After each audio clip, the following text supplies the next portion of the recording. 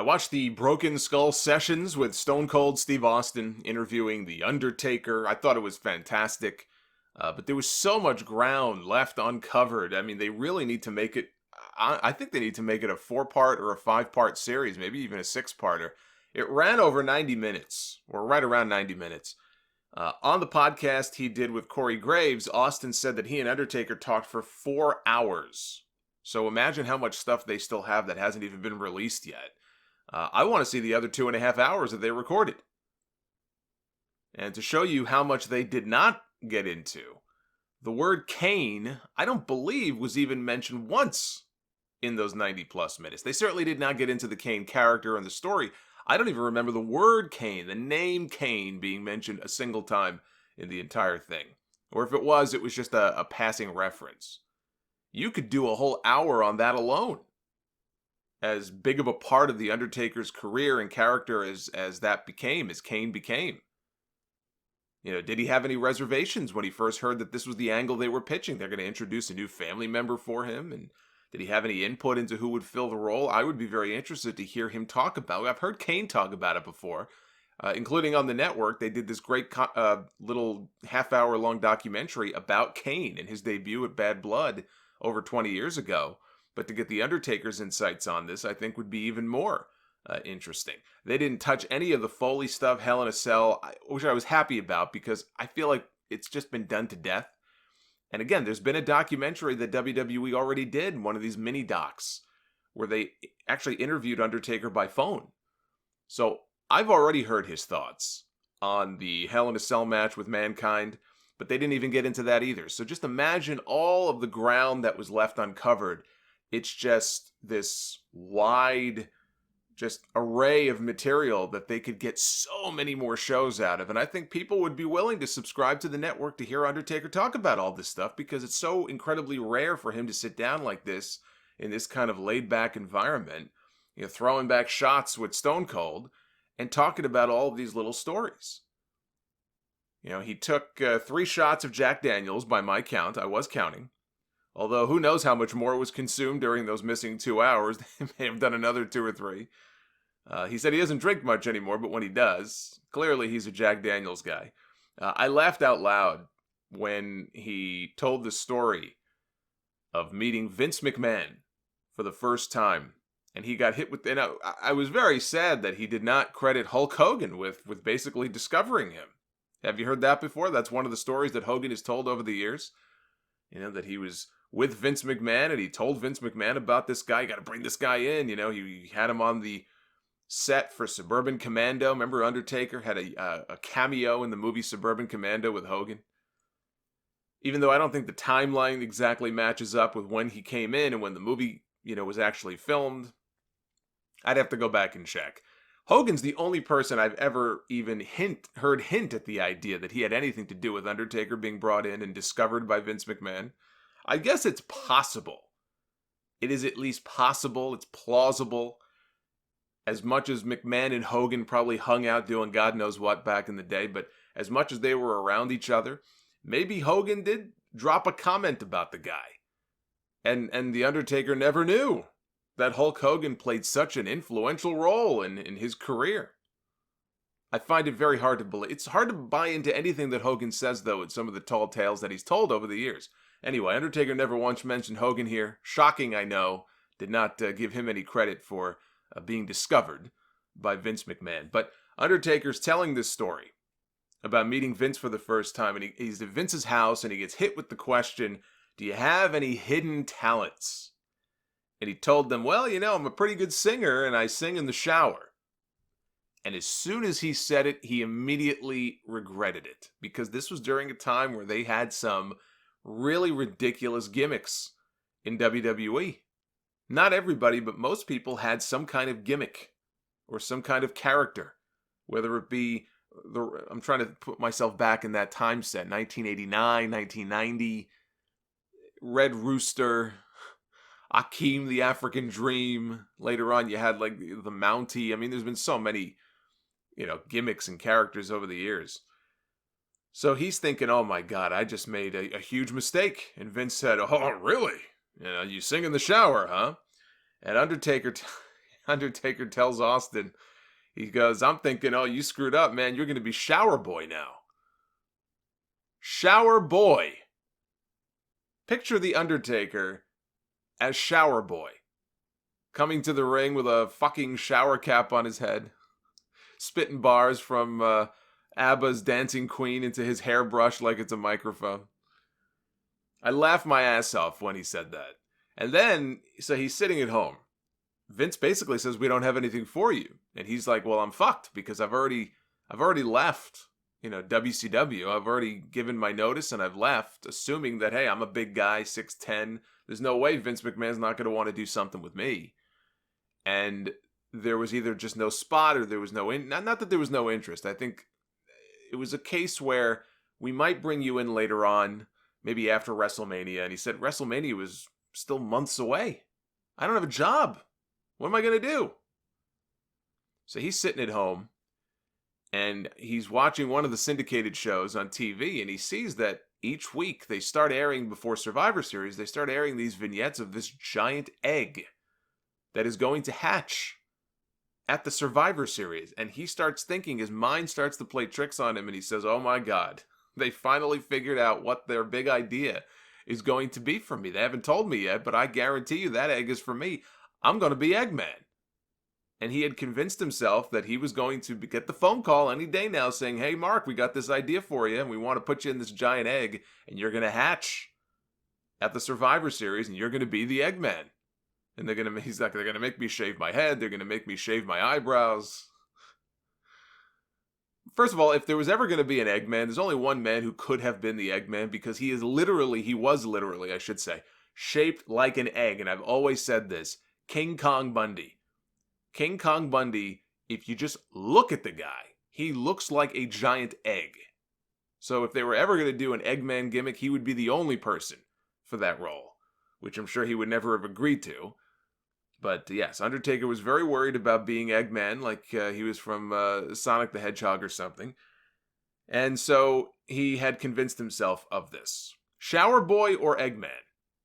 What would have been worse? I'm sure JBL would have been a very big fan of Shower Boy. Or back then, I guess it would have been Terry Garvin, but that's neither here nor there. I would recommend that you watch the full interview for yourself. You don't need me to recap every single part of it. There were some other highlights that I did want to just mention here from the interview. We got to see the original concept art, or some of the original concept art for the Undertaker character. Those are always fun to see. I don't know if they still have people internally who still do these for certain characters. I know WWE.com once ran concept drawings of the Max Moon character for Conan when he was coming in before he debuted, and what that character would look like. They did them for Goldust. They did them for Kane. So they used to do these for characters all the time. There's a whole gallery of sketches right now that you can go see on WWE.com for the Undertaker character. And some of these drawings, they're very detailed. And when I say detailed, I don't mean the actual illustrations. I mean, they have writing on the pages explaining the origins of the character, what this means, what this tattoo means. And there was concept art in there where the Undertaker was wearing some kind of an amulet to the ring. And there was writing on the pages explaining the significance of the amulet and its origins. Really cool stuff that I had never seen before. I just typed in I just go into Google. All you got to do is go to the Google machine, type in WWE.com, Undertaker concept art. And it was the first thing that came up when I searched for it. I couldn't find it on the main page, so I just did a search, and boom, there it was. Undertaker talked about how hard it was at first because he was playing this undead zombie who no-sold everything. He had to intentionally slow himself down.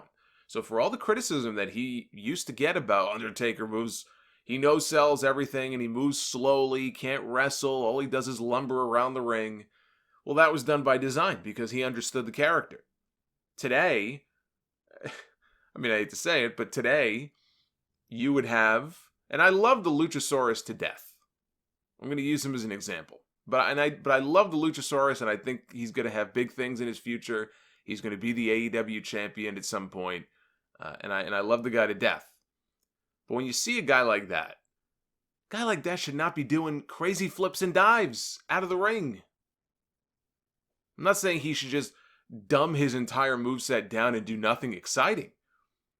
But today, I feel like if The Undertaker was coming up, he'd almost have no choice, as far as competing with all these other people. You would not have The Undertaker wrestling the same kind of style that he did 30 years ago. When he recognized, okay, this is what the character should be. Slow movements, almost like a movie villain where he kind of creeps up on you and just really creepy, and then every now and then you bust out a big move. You bust out a flying, jumping clothesline to impress people. But he knew that character inside out. Today, if he came up, he'd have to be doing dives and cannonballs out of the ring. Undertaker would have to go up to the top rope and do some kind of trust dive out onto a pile of people outside on the floor. It would be a totally different vision. It would be a completely different incarnation of that character. And he would do it. He wanted to do it back then, but he had to tell himself, you can't do that. It doesn't match the character. It doesn't make any sense. You've got to slow down. So to hear him talk about that, I thought was very interesting.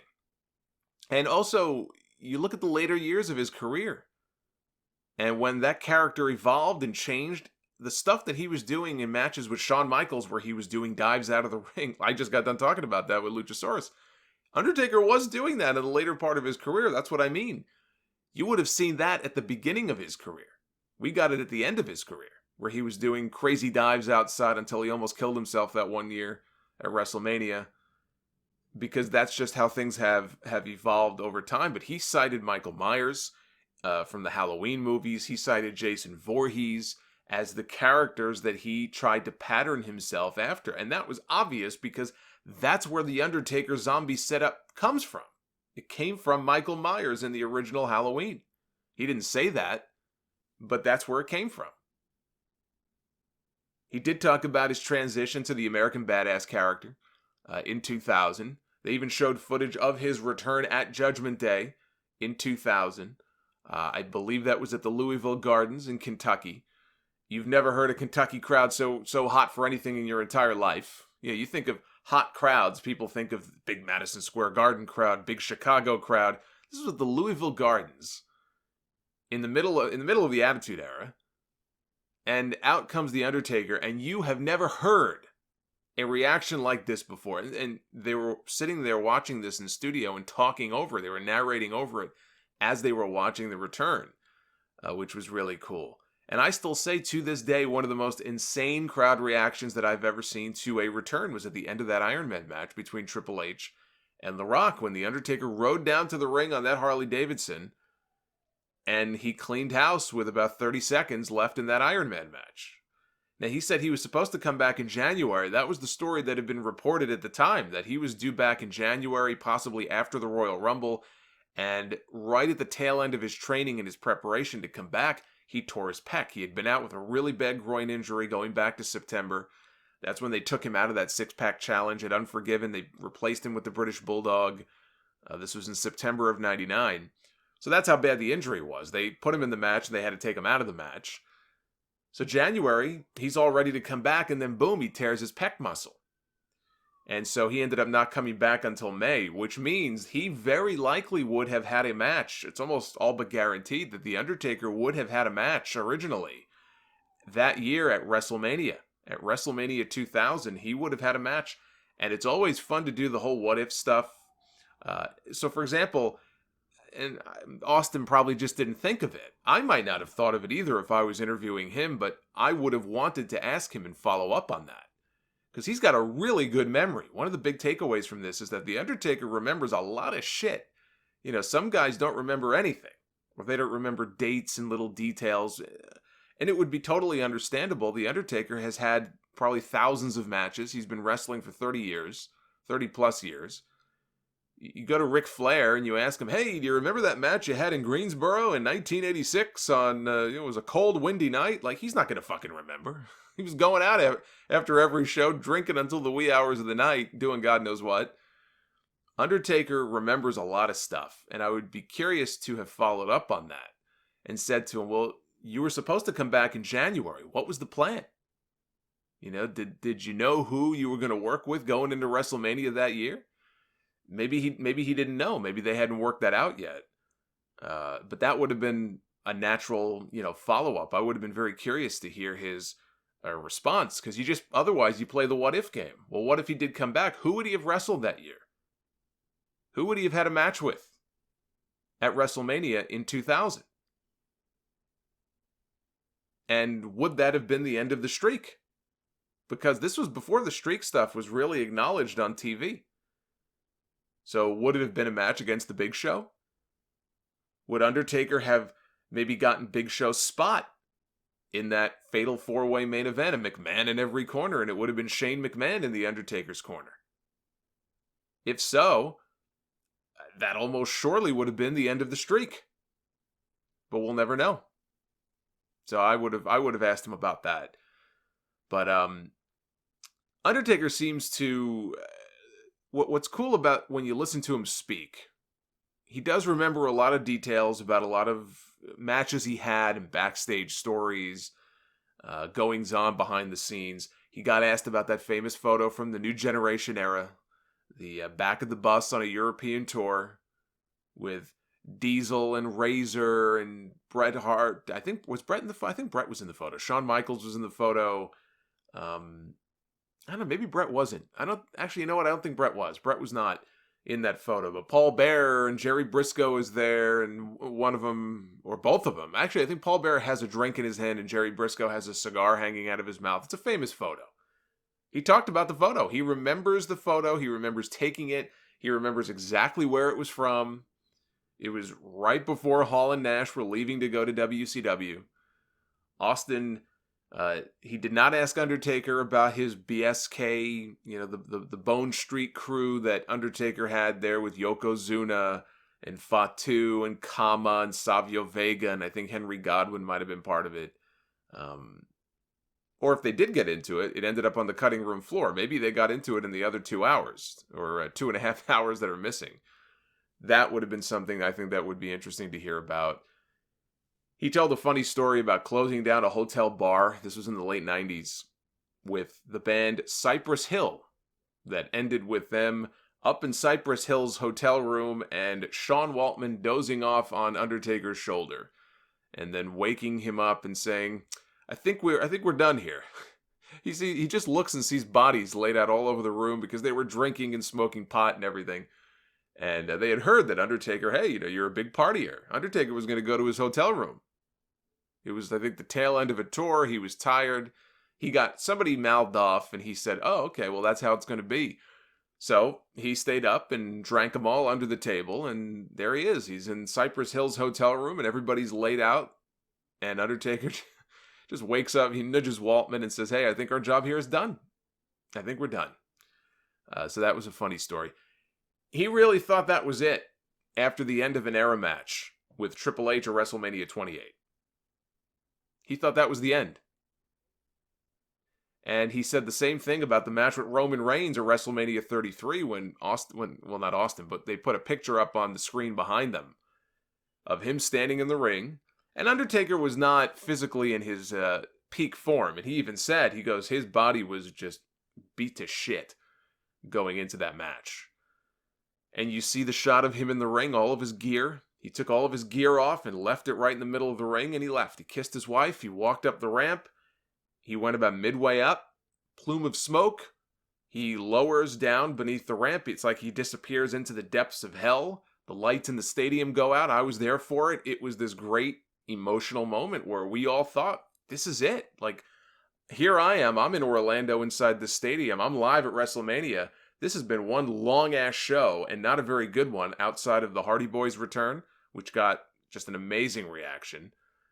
But you know what? It's all worth it, because here we are at 12:15 in the morning. This was a 7-hour show, and everybody was just transfixed on this one moment, because we thought we were witnessing the end of The Undertaker's career. I thought I was going to be able to look back on this and say, hey, I was there live for the final moment of The Undertaker's career.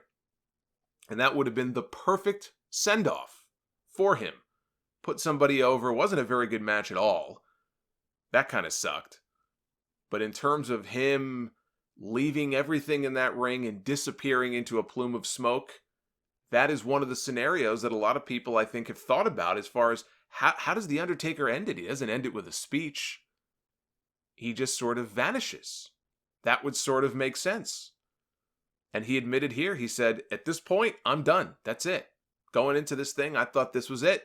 This was going to be the moment. He says, and even Austin said, dude, this would have been the perfect send-off for you. And he agrees. But he was talked into coming back. I have to assume by Vince McMahon. He says, I got talked into coming back, which was the John Cena match at WrestleMania 34. What a perfect send-off rendered meaningless just to get him to come back for a 3-minute match that was done 4 years too late. Without the streak still intact, there was absolutely no point to a match against John Cena. The drama was gone. The drama was gone. He talked about his injuries and how they've taken a toll on his body. For him now, it's about the challenge of getting ready to perform. Can he still do it? When he gets that call from Vince McMahon, hey, Taker, we need you for Saudi Arabia. We need you for WrestleMania. We need you for this or that. For him, he still has this loyalty to Vince McMahon because Vince McMahon's the one who gave him his big break when he was told very early on in his career by the powers that be in the NWA or WCW, whatever it was, that, you're never going to make money. I'm never going to be able to make money off you in this business. And you look back on how ridiculous that was now. It's like Eric Bischoff saying something similar about Austin in WCW. This guy's never going to get over, never going to make money off this guy. Well, who's the fool now? So he still, after all these years, has that loyalty to Vince McMahon where if Vince calls him and says, I need you, he'll do it. But it's a whole process now for him to get his body ready because his body has just been ravaged by all of these matches and all of these injuries and the hip and the groin and the knees. And I mean, think about the surgeries and the injuries that this guy has had over the course of 30 years. And he's a big guy. I don't know if he's maybe shrunk a few inches. You get older, you start to shrink. Or you have certain types of surgery, back surgeries. Hulk Hogan has shrunk a few inches from what he used to be. The guy's had 10 back surgeries. So it's only natural that that sort of thing happens.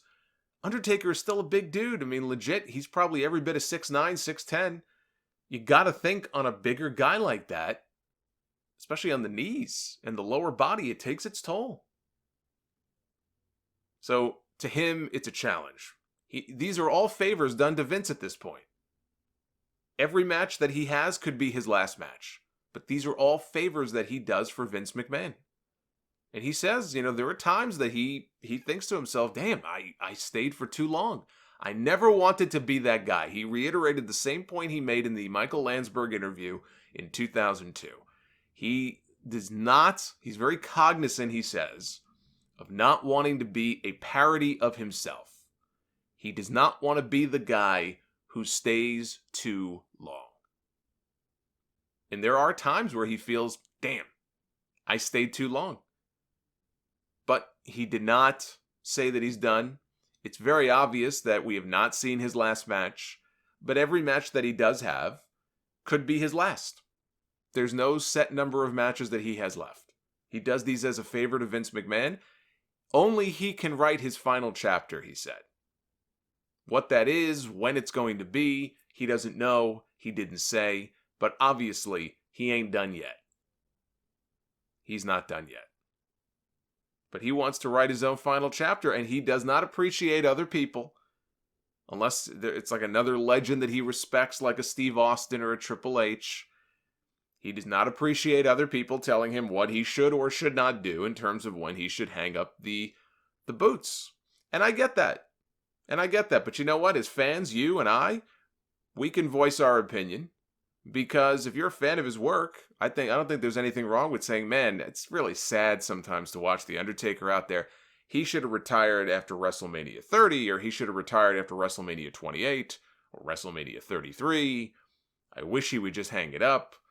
There's nothing wrong with that. There's nothing wrong with voicing your opinion and say, look, I just got done talking about The Irishman earlier, and De Niro and Pacino, and you watch them sometimes, and it's sad. And you kind of think to yourself, man, a movie like this would be a great way for them to go out. But is this the last movie that they're going to film? I mean, Pesci maybe, but the others, of course not. They're going to get a payday, and Pacino's going to keep making movies until he drops. And De Niro's going to keep making movies until he drops. And that's their prerogative. That's their choice. They have, that's their job. They have a living they have to make. It's no different with pro wrestlers.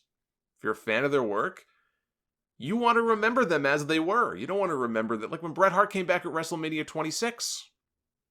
And there were certain insurance restrictions as far as not taking any shots to the head. Here's a guy who had a stroke, who largely recovered from the stroke, but you could still tell it still has lingering effects from it. Major concussion, then had a stroke. He's a lot older now. And you watch him in the ring, and it was more sad than anything else. That's not the way I want to remember Bret Hart. And I'm the biggest Bret Hart fan you'll find. But as a fan, you have moments like that where you watch and you feel, not that you feel, what's the word I'm looking for? You don't feel sorry for them. You feel sad. Because you would love for there to be this storybook ending where they go out on that high note. Most people don't go out on a high note. That's more of like a general statement. Even in television, how many TV shows go past their expiration date? Now there's rumors that The Simpsons, after 2021 or whatever the last contract ends, that's going to be it. The composer of the theme, Danny Elfman, the composer of the theme song for the Simpsons, said he heard possibly that the show is finally going to come to an end in a couple of years. We've been hearing rumors about that for probably over a decade now. There's a lot of people, and I haven't watched The Simpsons, and I don't even know how many years. I'm not like a huge Simpsons fan, but there are a lot of Simpsons fans out there who probably would be of the opinion that this show should have been over a hell of a long time ago. But it keeps going. It keeps going on and on and on and on. Jerry Seinfeld maybe is one of the few people who you could say possibly went out on a high note. Didn't try not to overstay his welcome with his TV show. It's just the way it is. When you have a good thing going, you don't want to see it end. It's very hard to just say, you know what, I think I'm done. Jack Briscoe, all those years ago, one of the biggest wrestlers in the world. He just had this moment where he said, I'm done. He could have wrestled for years and years and years after that. He recognized when it was his time, he said, I'm done. And very few people, I think, have it in them to know when it's time to go and to actually pull the trigger and say, that's it, I'm done. So Undertaker is far from done, but he claims that he's cognizant. He doesn't want to become that guy. You can argue whether or not he's already there, but he claims that he's very sensitive to that, and he does not want to be that guy. Now, he talked about the end of the streak and the match with Brock Lesnar at WrestleMania 30. Another example of not wanting to go out like that. The Goldberg match in Saudi Arabia. He did not want that to be the last image that people had of him in the ring, which is why he came back, I think, the following month, and he did that tag team match with Roman Reigns, and he looked a hell of a lot better in that match. And I believe that was the last time we saw him in the ring. It was back in July. So with the Brock Lesnar match, I thought that match was no good. And being there live in the building, a lot of people agreed with me. People were not into that match. It was not a good match. At all. It became this iconic match because of the final 10 seconds. But Undertaker, as he talked about here, he was concussed in the first few minutes of the match. Now, he doesn't know where it happened. It's not Brock's fault. He does not blame Brock Lesnar. It was probably on some kind of a suplex of sorts. He just landed the wrong way. He landed on his head a certain way. And he got his bell rung. And he got messed up real bad. Now, there is a suplex that he took in the ring. It may have been a belly-to-belly near the beginning where he does kind of land on his head. It could have been that, but who knows? He doesn't know when it happened. But he was on autopilot for the rest of the match after that. And the scary part is that he has no memory of the match at all whatsoever. Like Daniel Bryan. Remember that one episode of Raw? One of the greatest segments in Monday Night Raw history. And Daniel Bryan has no recollection of it whatsoever. was the night that he finally broke away from the Wyatt family. He was in the cage. There was some kind of cage match. I think they lost, he and Bray. Maybe like a tag match. And it was just him and Bray left inside the cage. This was probably in the build-up to their singles match, I'm guessing, at the Royal Rumble in 2014. And Bryan finally breaks free from the grip of the Wyatt family, and the fans had been waiting for this for weeks. It all built to this moment, and Bryan just starts throwing drop kicks at Bray. He's doing the yes kicks. These people are losing their minds. And it was the first time I can remember him doing the thing where he goes into the corner and he's throwing up the fingers to do the yes thing very slowly to get the fans into it. Now, he had done this before. I think he had done it actually in the match with Cena at SummerSlam a few months earlier. But this was the first time I can remember where they got this wide shot of the audience. And it was this slow zoom in, but you see everybody in the building. Like, it was this amazing just crowd shot that I'll never forget. And then he does the running knee, and he climbs to the top of the cage, and he's sitting on top of this cage 12 feet up doing the yes thing, and they go off the air. It's a great moment. He got concussed. He got his bell rung in there somewhere and has no memory of it at all. Or at least that was the story at the time. No memory of it. Imagine having a moment like that and not even, like, you're watching it back and you don't even remember what happened. You don't remember being there. And that was the experience that The Undertaker had at WrestleMania that year. He remembers nothing after a conversation he had with his wife at 3:30 in the afternoon. His memory picks up at 5:30 the next morning when he's in the hospital, and he doesn't know his name. He doesn't know his birthday. He doesn't know where he is. Because he went by ambulance right from WrestleMania straight to the hospital once he came back through the curtain. He basically collapsed when he got to the back. There was a WrestleMania documentary. They don't show you him falling down and collapsing. But there's this one moment in the gorilla position. You can hear people saying something about Undertaker. Undertaker's down, and people are scurrying around. It was a really scary moment. And I remember reading that, Vince McMahon, he left the show to go with the Undertaker in the ambulance to the hospital. Now, he never mentioned that here, probably because he doesn't remember. He probably has no memory of it. But yeah, Vince McMahon was not there. He was not present live in the building for the big finale of Daniel Bryan winning the world title that year at WrestleMania because he had gone with The Undertaker off to the hospital. So that's what happens when you have a really bad concussion. There's some lighthearted stuff towards the end.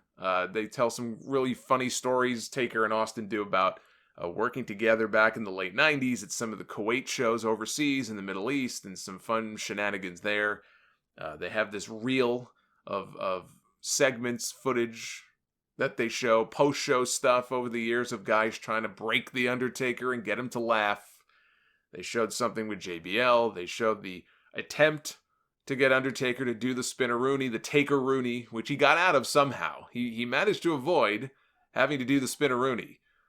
He was not he was not thrilled about that. Even Vince McMahon came out. He did his own Vince-a-Rooney and said, look, if I can do it, you can do it. Nope, still wouldn't do it. Somewhere in here he snuck away, and he never did do it. But I thought that this was just a tremendous piece of business here. It's absolutely worth going out of your way. Take 90 minutes out of your day to go see it.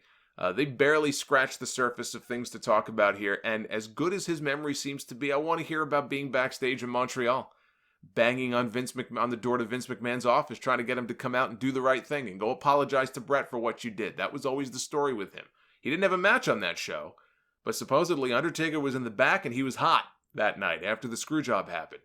We've heard so many screwjob stories from Vince McMahon's perspective and Shawn Michaels and Bret Hart. I want to hear Undertaker talk about it for a change. What was his perspective on it? What was he doing that night? The story about taping up his fists when it looked like Shawn Michaels might not be willing to do the job for Stone Cold at WrestleMania 14. He kind of touched on that in the Landsberg interview. I want to hear him talk more about that. Well, the Wrestler's Court stuff that I find so fascinating. Let him talk about that. The Kane storyline, deep dive into the WrestleMania 25 match with Shawn Michaels and landing on his head on that botched dive outside the ring. What was going through his mind then, other than the ground? What else was going through his head? I mean, to this day, Sting still talks about wanting to do a match with The Undertaker, even though he will never be cleared by WWE doctors. He still has this glimmer of hope that there could be some confrontation of some kind. One day with him and The Undertaker. He just will not let this go. They just had a Sting documentary on the network about the night that he got hurt against Seth Rollins. And again, at the very end, he brings it up. Him, Undertaker, hey, the Crown Prince wants it. You never know. Why not ask Undertaker about Sting and the match that never was? And is it a case where he just didn't want to work with him? So I've always been very fuzzy on that. The Undertaker doesn't really, not that he doesn't like Sting, but like he didn't really want to work with him when they could have done the match in 2011. That's why it didn't happen. I mean, there's so many different rumors about this. Get his perspective. What about working with Sting? Is that something that he wanted to do and time ran out, or it just wasn't something he was really interested in? Again, these are the kinds of questions I would love to hear him talk about. And I hope we get to see the rest of that footage and they have him back for more. This was worth the $9.99 for the network. I highly recommend that you check this out.